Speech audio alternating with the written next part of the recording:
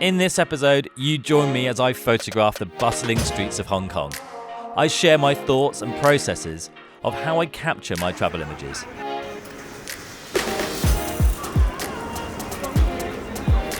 Fresh off a 12-hour flight, this is my first photograph of Hong Kong.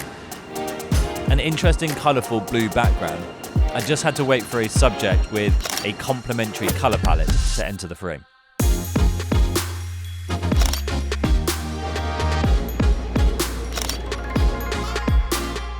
You can see this image here that I took yesterday. I've just gone past it, and you can see how much light makes a difference in an image.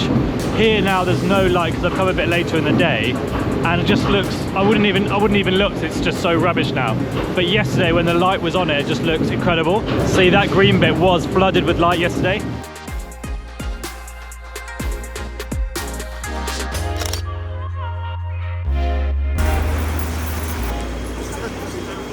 Got a really backlit scene here and looking at the pavement and waiting for someone with a good shape, maybe something in their hand, and just taking a really nice silhouette, really simple shot.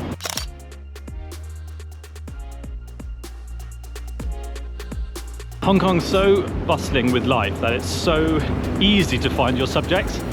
Trying to time my subjects so that they've got a right background and the right light and having the subject all at the same time is proving difficult.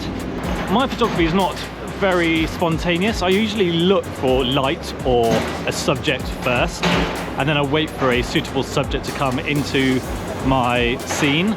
So like going around Hong Kong now, I'm not going to anywhere specific, I'm just looking for shafts of light that are coming through the buildings. So on a sunny day you can see here that there are lots of shafts of light, and I'm just waiting for something interesting to go into those shafts of light. I expose for the subject, and then everything else goes dark. You need to go on like -1, -2 on aperture priority. That's what I usually do, and then go from there. It makes a really good moody shot and isolates your subject. So yeah, that's what my go-to is at the moment. I'm really enjoying going around Hong Kong and finding these shafts of light.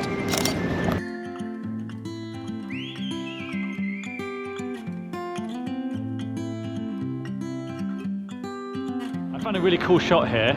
It's in really good light, and everything's very, very colourful and traditional. So this is when I get really excited about photography, because I can see a potential shot and then I just have to wait for the right thing to come past. I want a colourful tram in an ideal world, but a red taxi would be good as well. Or maybe someone carrying something on a trolley.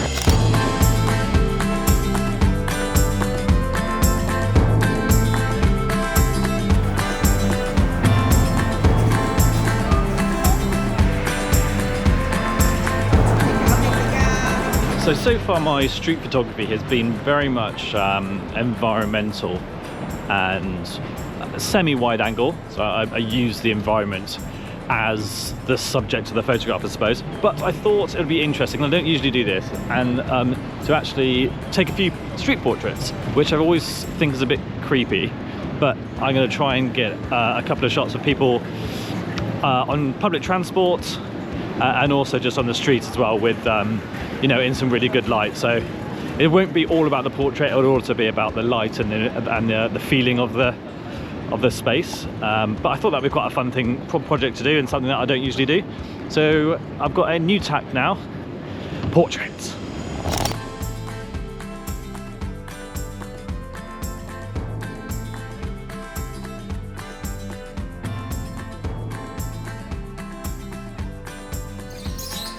I then headed over to Kowloon to photograph the bird market. This place was hectic and so loud. It was really difficult to photograph as it was just so cluttered. However, the colours and the hive of activity, plus the interesting characters, made it fascinating.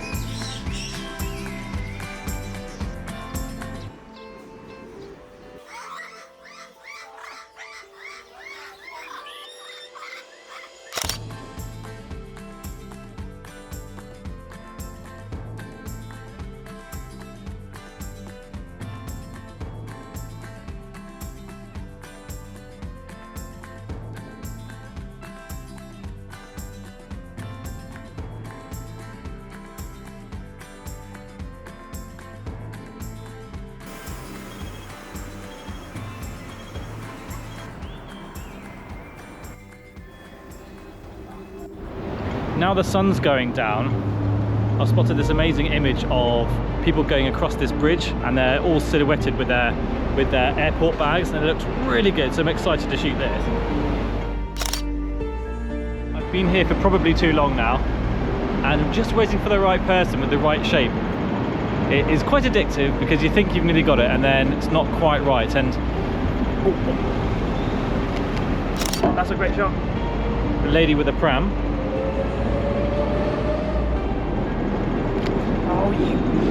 And it keeps changing because there's lots of different people, all with different things in their hands. People obviously coming at different speeds.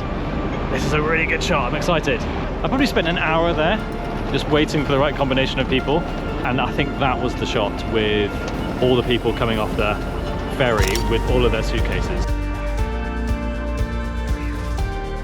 I hope I just timed it correctly so that they're all in the right gaps, and all the gaps are uniform and they're not being obstructed by anything else.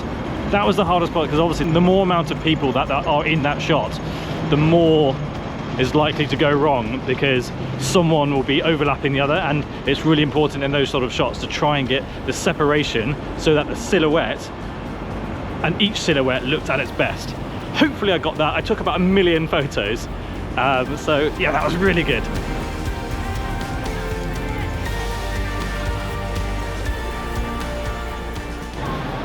It's almost completely dark now, and I found a nice shot here on this zebra crossing with an old fruit shop in the background. Seems like I like these. I photographed an old fruit shop down the road. This is a nice shot because the fruit shop is very, very bright, and all the people who are like lining up on the other side of the road are all silhouettes.